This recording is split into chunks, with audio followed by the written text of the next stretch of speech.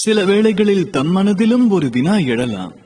இந்த காதல் என்பது யாதென? எவ்வாறு அதன் பொருளை உணர இயலும்? விடை மிகவும் எளிமையானது. தாம் காதலில் ஈடுபடாத வரையில் தாம் காதலை உணர்வதென்பதும் சாத்தியமல்ல. ஜொலிக்கும் கல்லாக மகுடத்தை அலங்கரிப்பதற்கு முன் வைரமும் தான் சோதிக்கப்படுவதை சகித்துக் கொள்ளத்தான் வேண்டும்.